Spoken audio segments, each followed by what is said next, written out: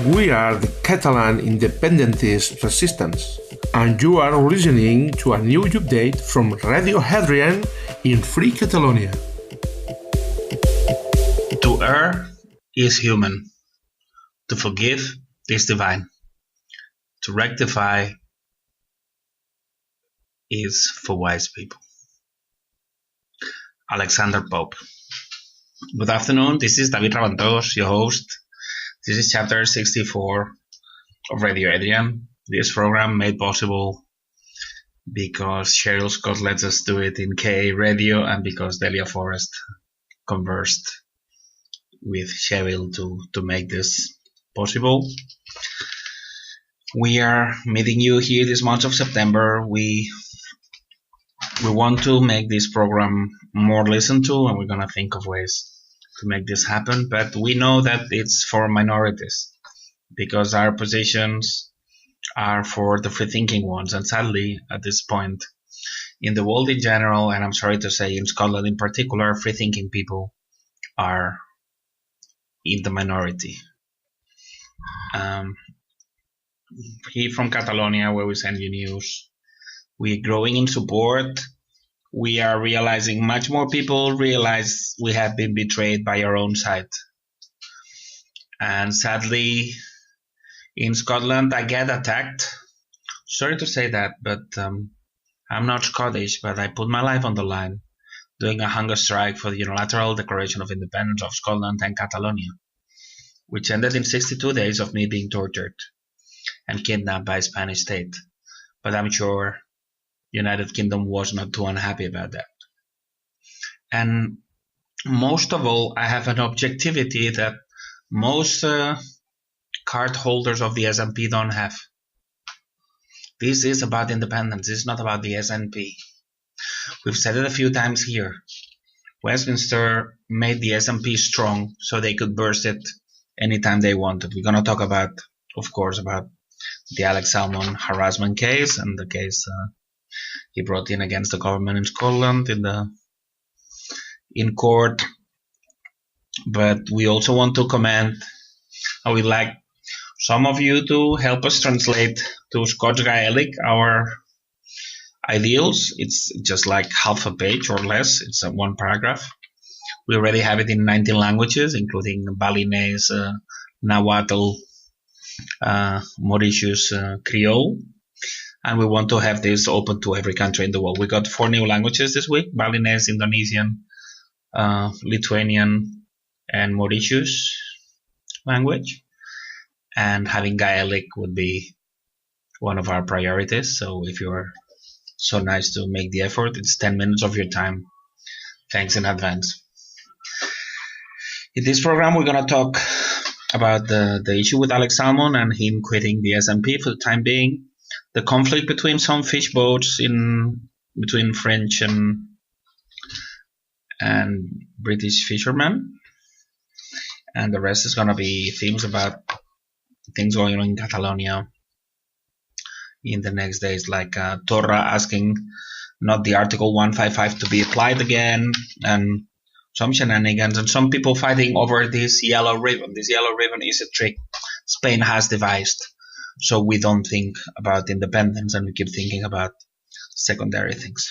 So with that, we'll do the program. And also, so we start.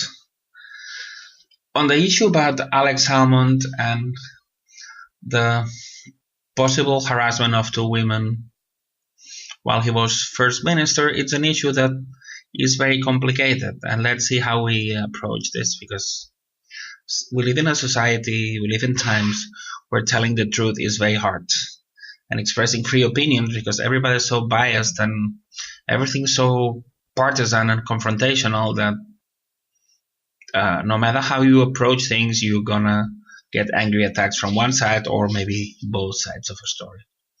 So first of all, we should emphasize the abused positions in power, and mainly it's men in positions in power, though happily that is slowly changing. But it's not only about gender, it's about power. But power normally, not normally, but in the majority, is held by men. Men are holding the power positions more often. So nobody is a saint, and we should not put our ideological thing into this. If we happen to be, because we have two big isms confronting in this. And some people might have a big dilemma, because if they are nationalist feminist or feminist nationalist, now there must be having a problem to conciliate, to put together their both ideologies. And that's what the system wants. We've already told here sometimes that feminism is taken over by some infiltrators that really just want people to get away from feminism by embracing very radical approach. And nationalism, both in Scotland and Catalonia, is taken over by moles like Nicola Sturgeon and Alex Salmond himself. So, as it happens lots of times, who should you choose, Trump or Clinton? None of the two. Who are you siding with in Catalonia? With the ones putting the yellow ribbons, or the one taking them away? With none, because that is only to keep people busy and not looking at the big picture. So in this case, it seems to be the same. There's one possibility, is that this thing happened, and people are considering that this is to frame Alex Salmond because he's pro-independence. But we learned from Leo Strauss that the powers that be have to keep us guessing. 99% of people is always wrong, because that's what the plan is. 99% of people in Scotland, if not more, is incapable of accepting that the Scottish referendum was rigged by the SNP in the persons of Nicola Sturgeon and Alex Salmond, under whose guard the referendum happened. So in law they have what's called culpa in vigilando. I mean, they are the ones that should make sure that no shenanigans happened. And the shenanigans happened, and they stole independence from you. It was under their guard. So it's their responsibility, but it's their fault. It's their blame, because they work for the other side. That's why they work. That's why they are members of the Privy Council of the Queen of England. So these things should be obvious by the ones that are not suffering from cognitive dissonance. So the question is, probably it's not that they were harassed, and probably it's not that this is against Alex Salmond because he's a nationalist. This is because, as we mentioned, United Kingdom made a big effort to break the grassroots organizations after the referendum and make everybody join the SNP. And then they can burst the SNP when the time comes, and that's what they're doing. So both Nicola Sturgeon and Alex Salmond and London are together in this, because this is a script. Everything is scripted. So they're just they always do the same. They split parties now and again, because everybody who's splitting a party works for London or works for Madrid. We've seen it happen in Catalonia so many times. So the truth is that if you're siding with the two women, because it's also an artificial process where the laws were changed and this was brought and under the new law. So everything is a bit manufactured, it seems. But I just say it seems because I have no position in this, because both positions are both wrong.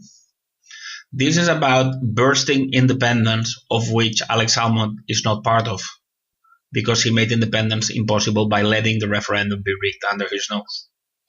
There's very respected people for me that thinks he's being blackmailed, but me, as a person that, not even being Scottish, which I'm not, is ready to lose life for the independences of Scotland and Catalonia, I can have no sympathy, and I cannot consider him any less traitor. Somebody who backs down because he's being blackmailed, he is not worthy of being called a defender of Scottish independence. So it doesn't make it for me. So this is not siding with the women, this is not siding with Salmond, this is realizing that we again are seeing a plot of the masters, or the ones that think that the masters of the world, that are making this happen to advance their own agenda. And we'll see how this evolves, but nothing good will come for independence out of this, because that's the plan why it happened, but not because hurting Alex Salmond, you hurt independence. But Alex Salmond is part of his own demise, the same way as Partido Popular were part of their own demise in 2004 when they let the bomb attacks in Madrid happen. It's not against them, it's they are part of the plot. Alex Salmond is part of this plot to bring down independence. So that's what I have to say for it today. Second theme of direct interest for Scottish people is the tiff that happened between something about 35 small wooden French boats and 5 iron British boats. I think it's in the Channel. It has to do with Brexit and rights of fishing and the Brexit or other Brexit or whatever. This is a bit the same thing as the problem with yellow ribbons in Catalonia. The process in Catalonia is not bringing independence. Only Directa 68, the party I belong to, will bring independence, bringing down all those so-called Indy parties that actually they're not. And Brexit won't happen. We've been saying it a long time ago, and now it happens. George Soros is putting money and influence trying to avoid Brexit. And, well, the things that he wants, that they normally happen. So all this violence between French and British fishermen on the Brexit is to scare people of Brexit, the same way as the tiffs between Yellow Ribbon and against Yellow Ribbon are to scare people of independence. It's always the same plot. But sadly, a minority is awake, and a large majority keeps watching television and reading newspapers and thinking that there is some truth in that. And some people think that by reading the National, they're going to know the truth. Well, wrong. The National, as you know, belongs to Ghana Group with close links with the CIA. So the last thing the National owners would want is the independence of Scotland and Trident to have to be moved away from the Clyde. So that's about Salmond. That was about the Brexit issue. And then to Catalonia. You've possibly seen it because there's an escalate. There's like 1,000 zillion videos about people putting ribbons in places and people cutting off ribbons, which is the way processes do. We don't call them independentist anymore because they're not pushing for independence, no matter how much they think they do. Because they're following paid flutists, paid pipers that are paid by Spain. So everybody you know, except us, everybody you know in the Catalan process works underground for Madrid. And they made 2 fake declarations of independence in October. So to avoid people wanting to lynch these people for having betrayed us, some of them have been mockingly put in prison and some pretend to be in exile like Puigdemont himself. And to avoid people thinking how we were betrayed in 2014, in 2015, 2017, and 2018, they invented this yellow ribbon thing. And then you have videos of people being harassed for putting ribbons or for taking them away. And last week, it seems they say that a pro-Indy guy broke the nose of a woman that was cutting off ribbons. Then again, we said it. We said all this ribbon shenanigans is to detract attention from the fact that the Indy side has let us down and to have a rise in violence. And it has happened already. When you know the script, you always get it right. So now they put fake pictures, and that is pushing for genocide of the Catalans. And we would demand that, of course, our government works for the other side. But normally these people should be in front of the International Court of Justice in The Hague, because they're pushing for the genocide of Catalans when they're putting fake pictures of 2012 in America saying that it's a broken nose last week in Barcelona. And then you put images of somebody doing a rhinoplastia. And then there's some newspapers in Madrid, they put these pictures as if it was this woman that was hit or not hit, because we don't know anymore, last week. But what is worse, the fascistic Spanish party Ciudadanos organized a concentration in support of this person. It's funny because it was for peace and to recover convivence. And they ended up hitting a television camera. And the most idiotic thing is that this camera, they thought it was from Catalan TV3, but it happened to be from Spanish Telemadrid. but they ended up hitting him. So these people are dangerous. Spaniards, but it's the way to scare people. The same way when they stole referendum from you, they put a couple hundred dudes in George Square to scare everybody about UDI. That's what they did. And here it's the same thing. They put like people you wouldn't want to live in the same city with, doing all kind of idiotic things to scare you off independence. Well, all this is a mockery, and we shouldn't put attention to it. Next week there's gonna be in Catalonia, the puppet president Torra is asking the Spanish president not to apply Article 155 again, but it's all mockery because the article that should have been applied had independence been declared, which it didn't, was Article 166, with state of siege, alarm, and that. But they applied 155. Why? Because independence was not declared. So it's a bit, all is kind of a joke. The people in prison are part of the system. They are fake prisoners even when they're in prison. And this Torra demanding 155 not to be applied means he's part of the show. Another big thing is we have declared that we won a referendum of independence 11 months ago, and we are not independent, and we don't know when we're going to be. But this Kim Torra is going to make a conference next week to tell us what the roadmap is to independence, which is a bit peculiar after 11 months after you've already won independence. But then the Catalan government is telling us that they're developing the digital republic. Everything is symbolic, virtual, and digital because they didn't do anything. They didn't declare independence. That's why they didn't bring the flag down. That's why no country recognized Catalan independence, but no country denied it either because it didn't happen.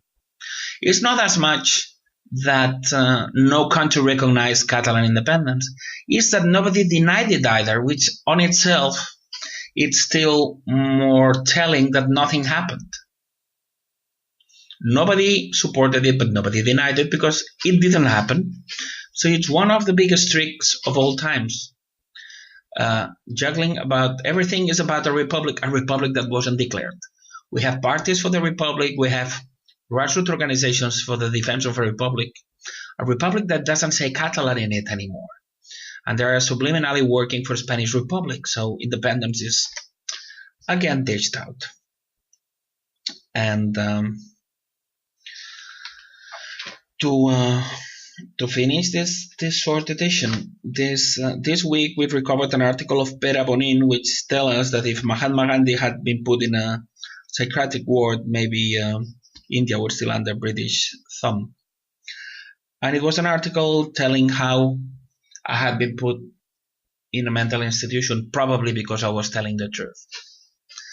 And that goes to close some mouths about if I should be leading this movement, if who I work for, or what I think of people. It's an article that somebody reading Catalan or Spanish could get. It's called Hungry for Freedom. And there's also the manifesto of the hunger strike. If you type my name in Google, you'll probably find it. Finally, we've seen some concept we want to talk about. This. That's the name of the chapter. It's about changing your mind. I made so many mistakes in my life, but I've changed my mind. Most of the times it's because somebody has shown me that I was wrong. And that doesn't make me an idiot. What makes you an idiot is not making an error. I've made lots. What makes you an idiot is that when somebody is trying to put you out of your mistake, like the Catalan process, which is a trick, you react attacking him and telling him that he considers you an idiot. No. You were not an idiot before you reacted as one. We don't consider these people idiot because otherwise we wouldn't have put our lives on the line for somebody, some people we consider to be idiots, because we would be idiots ourselves, isn't it? Somebody that expects a bunch of idiots to react, to rehumanize themselves, to come out of the chasm that politicians and media put us in for the last centuries. it would be idiotic of me to expect these people to come out of this trance, to come out of Plato's cave, to come out of this Truman Show and risk my life for it. I've lost so many things for this fight. So, no, we respect you and we wait for you, but this is not debatable. We've been betrayed, and that's a fact. We've proven it, and most of you are scared to look at the truth, but that doesn't make it any less truth. It doesn't matter if you don't want to take a look and see that 2 + 2 make 4. Most Catalans, and absolutely almost every Scottish, keep insisting that 2 + 2 makes 964. And that is not the truth. And it doesn't matter how much you insist in following traitor leaders, both in Scotland, in Basque Country, in Ireland, or in Catalonia. We've done our homework. We found that they're traitors. Every day we speak with people that tell us, now I understand everything. I've been in this organization, in this part, and in this other organization, and nothing was right. And now I understand it because they work for the other side. Thanks, David, for clarifying things for us. We are very positive here in Catalonia. We managed to pick up with our documentary. It's going to be The Lie, exposing the lies the Scottish people and Catalan people are suffering.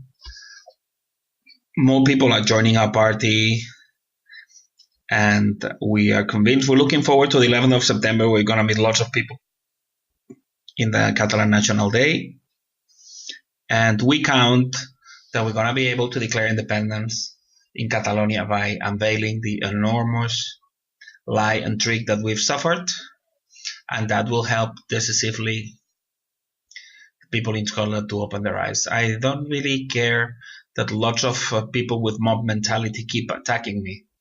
It's sad because most of them are not ready to renounce anything for the freedom of Scotland, but they dare attack those of us who do put things on the line, including our life, for the independence, not only of Catalonia, but of Scotland. So it doesn't matter how much they attack us, because we're doing it with our heart and with all our brain. We are winning this. We're going to win. Visca Catalunya lliure. Saora lupa gubra. This has been another update from the Catalan Independentist Resistance from Radio Hadrian. Remember that you can follow us on social media, either on Facebook, YouTube, our Twitter account, Instagram, Google, Telegram, and also on iVoox.